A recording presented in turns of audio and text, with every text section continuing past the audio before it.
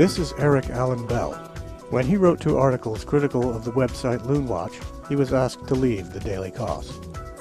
Afterwards, he became a topic of conversation at Loonwatch, and in the ensuing exchanges in the comment section, Mr. Bell accused Loonwatch star writer Danios of having ties to Hamas, to which Danios replied, "I condemn Hamas.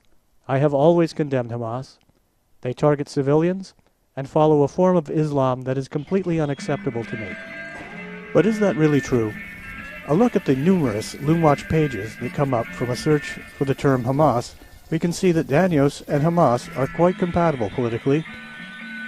Take for example this one. The flotilla has nothing to do with Hamas. If we place the flotilla at the center of our discussion, then rotating around it are the names of groups such as the Turkish NGO IHH and the Free Gaza Movement. These 2 groups, the Free Gaza Movement and the IHH, organized the 2010 flotilla disaster.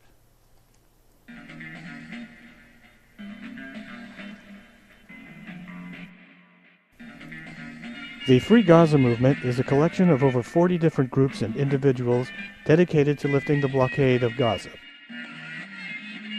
The Free Gaza Movement is led by people such as George Galloway and Huwaida Araf.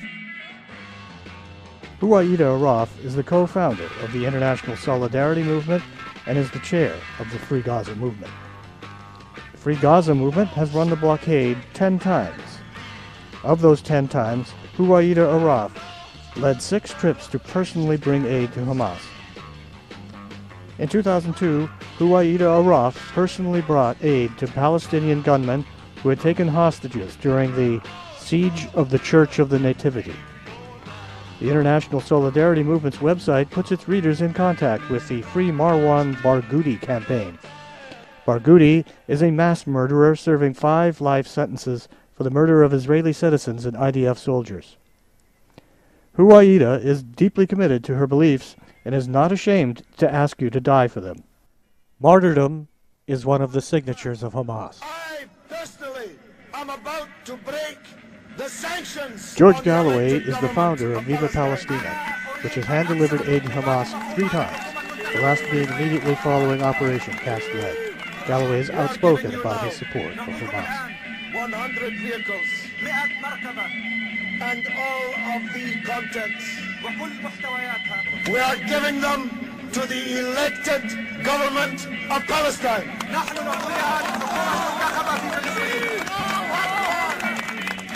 To the Prime Minister Ismail Haniyeh. Here is the money. This is not charity.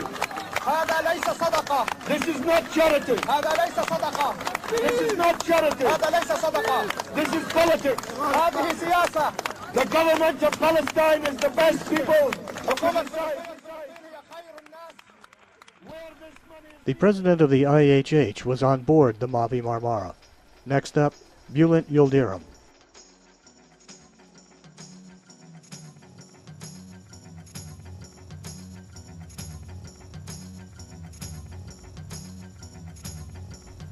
The close association of the IHH, Yildirim, and Hamas are clear.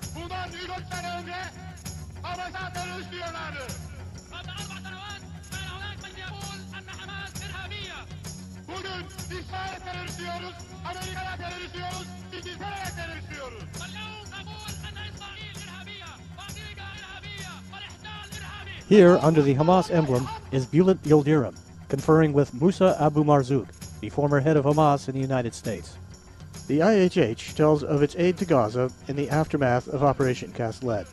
If Hamas fighters and their survivors are receiving the lion's share of the aid, then this would be very close to what the Holy Land Foundation was shut down for. A different but similar group, also called the IHH, based out of the Netherlands, was shut down after it was found to be aiding Hamas. The Turkish IHH doesn't think that that is a reason to shut anyone down. Hamas Prime Minister Haniyeh calls the flotilla a victory, not "people are dying, please don't do this again, it's making us look terrible."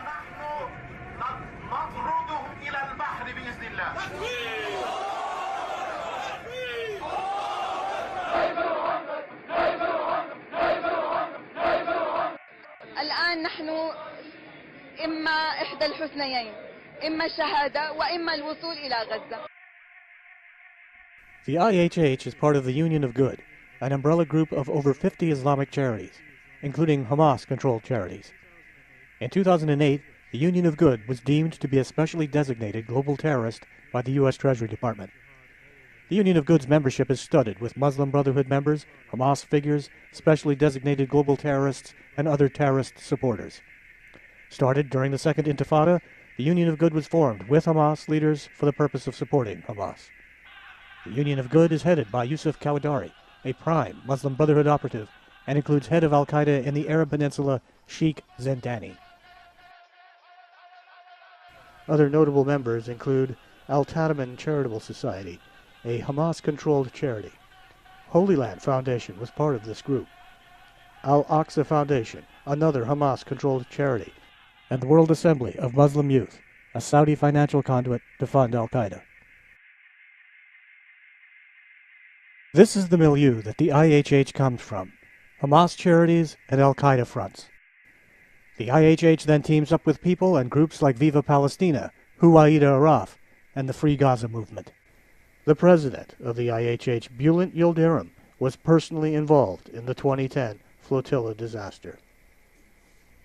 There is a clear line of sight from ardent supporters of Hamas to the flotilla. To say otherwise is misleading. Loonwatch also touts another piece of Hamas propaganda, that the Israeli blockade is causing anemia in Gaza. But thanks to the work of Amy Issaroff, we know that that is also not true. Here is Hamas apologist Glenn Greenwald accusing Israel of causing anemia in Palestinians. Numerous studies have been done on the prevalence of mild to moderate anemia among Palestinians. Mild to moderate anemia is not life-threatening and is ameliorated by age 5. The fact that someone is sounding the alarm over something that is by definition not life-threatening should tell you something is wrong. The 2011 stats tell a similar story, and if one goes back to 1990, higher levels of childhood anemia were reported than those of 2011. Does this mean blockades are the cure for anemia? A more likely explanation is that recommendations were adopted from the various reports written about Palestinian health. None of the reports mention blockades as the cause of anemia. What they all do say is mild to moderate anemia is endemic to the area. That is why you find rates of mild to moderate childhood anemia in Egypt of 55 to 79%. 37% of Saudi children have mild to moderate anemia. The rate of mild to moderate anemia in the children of the Islamic Republic of Ingushetia is between 55 and 85%. 69 to 85% of the children in India have mild to moderate anemia. And in occupied Tibet, 90% of the children have mild to moderate anemia. Why would someone say they condemn Hamas but then support something like the flotilla and engage in Hamas-inspired propaganda? The Hamas lobby in this country isn't confused. The Council on American Islamic Relations has praised Loonwatch in CARE's hate report.